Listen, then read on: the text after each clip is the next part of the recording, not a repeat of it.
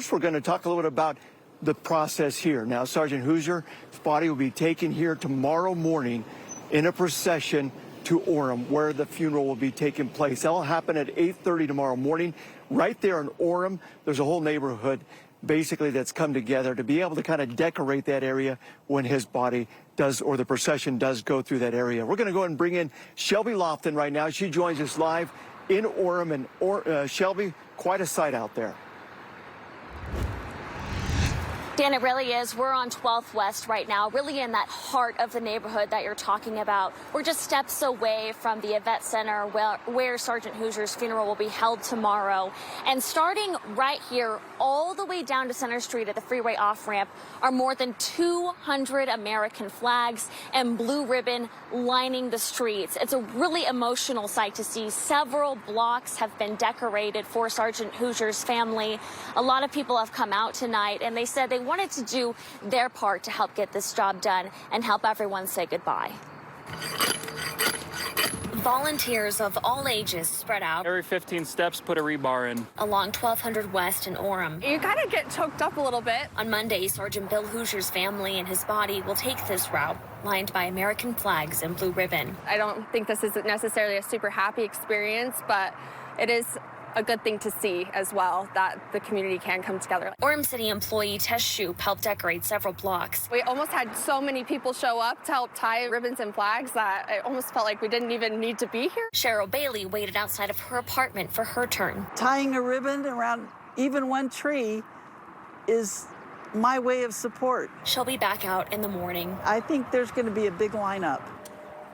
Off-duty officers from nearby departments help hammer the flags into the ground. 250 flags. Members of the American Legion Orem Post supplied several of them. They help set them up and take them down for more than 100 funerals each year. It's an act of service, but we get well rewarded.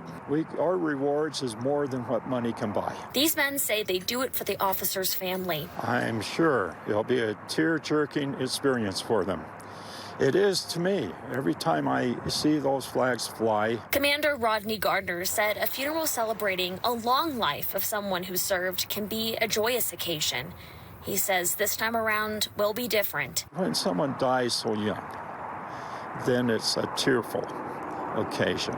It's so sad. Those in this pocket of Utah County said they're proud to support this fallen officer and his fellow men and women in uniform. When they say that all throughout the state and even country are coming out, I want to be a part of that in my own little way. And those men with the American Legion will be back out here after the service tomorrow. They will be collecting all of their flags after they carefully set them all up this evening. Again, they said this is an act of service that they're grateful to do. Dan?